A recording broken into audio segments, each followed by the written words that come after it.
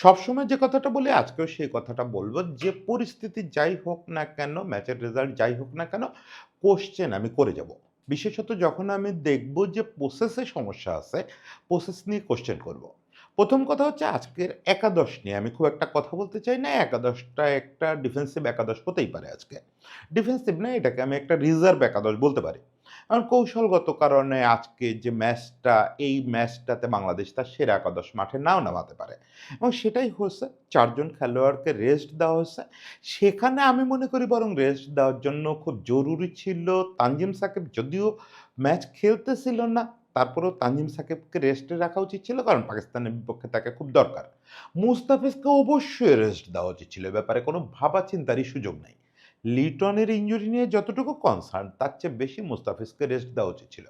ওকে, 11 নিয়ে আমি খুব বেশি কথা না বলি। আমার দুটো কোয়েশ্চেন খুব তীব্র। মাঠে যখন আমরা নামছি, তখন তো আমরা জিততে নামছি। আমরা একাদশ যেমনই করি না কেন, কৌশলগতভাবে একাদশ আমরা যেমন খুশি করতে পারি। আমরা এই ম্যাচ নিয়ে খুবই আশাবাদী নাও থাকতে পারি। কিচ্ছু যায় আসে না। যখন আমরা মাঠে নামছি, তখন তো আমাদের ভাবতে হবে যে ১১ জনকে নামাইছি, এই ১১ জনের কাছ থেকে বেস্ট আউটপুট কিভাবে বেরোয়? সেইটার জন্য কি আপনার মনে হয় যে জাকের আলী সেরা ক্যাপ্টেন এই টিমের? জাকের আলীর বোলিং চেঞ্জ, জাকের আলীর ফিল্ডিং, পজিশনিং এটা দেখে আপনার একবারও মনে হয়েছে যে জাকের আলী আসলেই ইন্টারন্যাশনাল একটা টিমের ক্যাপ্টেন্সি করার মতো? এখন কথা হচ্ছে যে আপনি বলতে পারেন যে এটা আমরা বুঝবো কেমনে যে যাকে যেরকম খারাপ করব? আমারও তো কথা সেইটা যে এটা আপনারা বুঝলেন কি করে যে জাকের যে আদৌ ক্যাপ্টেন্সি করতে পারে? আমরা তো কেউ কোনোদিন শুনি নাই যে জাকের এরকম টপ লেভেলে ক্যাপ্টেন্সি করতে পারে। এই টিমে ২ টা ক্যাপ্টেন আছে যাদের ক্যাপ্টেন্সির রেকর্ড আছে। একটা হচ্ছে সাইফ। এখন তো বলতেই পারি যেটা সিরিজের আগে, এই টুর্নামেন্টের আগে আমরা বারবার বলতেছিলাম। অন্তত ক্রিটিকরা বলতেছিল যে সাইফ সম্ভবত নেক্সট জেনারেশন সবচেয়ে ইউটিলিটি ক্রিকেটার হতে যাচ্ছে।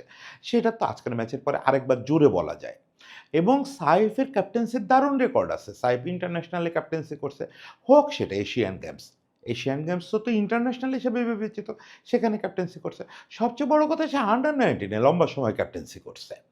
এরপরে আপনি সাইফকেও দিতে চান না। আমি ধরে নিলাম সাইফকে এখনো আপনি 11 এ সেটেল মনে করেন না। তাহলে হৃদয় ছিল। হৃদয় ডোমেস্টিকে ক্যাপ্টেন্সি করে বা হৃদয় আন্ডার-19 এ ক্যাপ্টেন ছিল। আকবর আলীর দলটার কিন্তু শুরুর ক্যাপ্টেন হৃদয় ছিল। সেটা আপনাদের অনেকেরই মনে থাকার কথা। হৃদয় ভালো ক্যাপ্টেন। ফলে আপনি হৃদয়ের দিকেও যেতে পারতেন।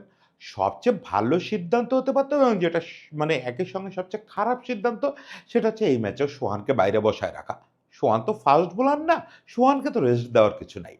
সোহানকে আমি এই অবস্থায় দলে না খেলানো কেন যে মাঝে, মাঝে তাকে খেলানো হচ্ছে না, কেন খেলানো হচ্ছে কিছুই বুঝতেছি না। সোহানের ব্যাপারে আমাদের ম্যানেজমেন্টের চিন্তা বুঝতে আমার খুব কষ্ট হচ্ছে। বিশেষত যে ম্যানেজমেন্টে সালাউদ্দিন ভাই আছে, সালাউদ্দিন ভাই কি সোহানরে বুঝতে ভুল করতেছেন নাকি মানে অন্য কিছু হচ্ছে? সরি, আমি এখনই ইঙ্গিতপূর্ণ কথা বলতে চাই না, কিন্তু সোহান শুড বি দেয়ার ইন 11, সেটা আজকেও থাকা উচিত ছিল। আগামীকালকেও থাকা উচিত।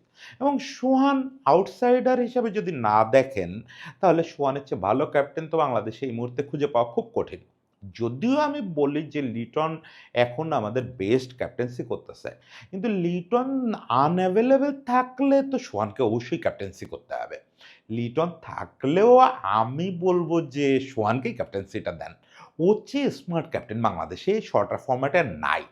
সেই ছেলেটাকে আপনি তো একাদশে নেনই নাই। ক্যাপ্টেন্সিও দেওয়ার সুযোগ নেই। একাদশে না থাকলে তো ক্যাপ্টেন্সি দেওয়ার সুযোগ নেই। মানে এই জায়গাটায় পুরা তালগোল পাকায় ফেলছেন। কাকে ক্যাপ্টেন্সি দিবেন বুঝতে পারতেছেন না। আপনার ক্যাপ্টেন, ভাইস ক্যাপ্টেন মানে মাহাদিও একাদশে নাই। ফলে আপনি কাকে ক্যাপ্টেন্সি দিবেন? দেয়ার আর সো মেনি অপশন যেগুলো আপনি ইউজ করেন নাই। ওকে, এখন কথা হচ্ছে যে জাকের আলী ক্যাপ্টেন্সি করা কি ক্ষতি হয়েছে? অবশ্যই ক্ষতি হয়েছে। জাকের আলী বুঝতেই পারে নাই যে ২০ ওভারের ম্যাচে কিভাবে ক্যাপ্টেন্সি করতে হয়। অন্তত আমার দেখে মনে হয় না যে ও ২০ ওভারের ক্যাপ্টেন্সি কোনো কালে এটা নিয়ে কোনো প্রস্তুতি ওর ছিল। দেখেন, কিছু বোলার পিটুনি খাবে কিছুদিন, কিছু বোলার বাজে বল করবে, কিছু বোলার খুব ভালো বল করবে। রোজ মুখস্থ ক্যাপ্টেন্সি মানে ক্যাপ্টেন্সি জিনিসটা কখনোই মুখস্থ হয় না। এইটা আপনার মাঠে নেমে পরিস্থিতি দেখে নানা রকম সিদ্ধান্ত নিতে হয়। শুরুর ২-৩ ওভার হয়তো আপনি জেনে নামতে পারেন যে শুরুর ২-৩ ওভার বল করবে। এরপর আপনাকে প্রতিনিয়ত চিন্তার মধ্যে দিয়ে এগোতে হয়। সেই চিন্তাটা যে জাকেরের একদমই ছিল না সেটা আপনি সাইফুদ্দিনের বোলিং ফিগার আর সাইফ হাসানের বোলিং ফিগার এই দুটো দেখলেই বুঝতে পারবেন। সাইফুদ্দিন কোন হিসাবে আজকে ৪ ওভারের কোটা পূরণ করল? যে ছেলেটা ১ম ২ ওভারে ওরকম বেধড়ক পিটুনি খেলো, খুব স্বাভাবিকভাবে তার শিল্ড করতে হবে ওই সময়। হতে পারে সাইফুদ্দিন পরের ম্যাচে আপনার সেরা বোলার হবে বা আগের ম্যাচেই হয়তো সেরা বোলার ছিল। এরকম ঘটনা রেগুলার ঘটবে যে একজন সেরা বোলার হলেও, যদিও আমি সাইফুদ্দিনরে সেরা বোলার দাবি করতেছি না। কিন্তু সেরা বোলারের ক্ষেত্রেও এটা হতে পারে। এই যে বুমরারে পিটাচ্ছে তো আমাদের ওরা। কিন্তু এটাতে কিছু যায় আসে না। দেখবেন যে ওকে দ্রুত শিল্ড করতে হয়। এটাই হচ্ছে ব্যাপার। দ্রুত আপনি ওকে সরায় নিয়ে আসবেন। সরায় নিয়ে আসার মতো বোলার তো আপনার হাতে ছিল। একাধিক বোলার ছিল। তার মধ্যে সাইফ দুর্দান্ত করতেছিল। এখন আপনি বলবেন যে সাইফরে কি তাহলে আমি সাইফুদ্দিনের মতো ২০তম ওভার করাবো? না, এইখানেই হচ্ছে আপনার ক্যাপ্টেন্সিটা।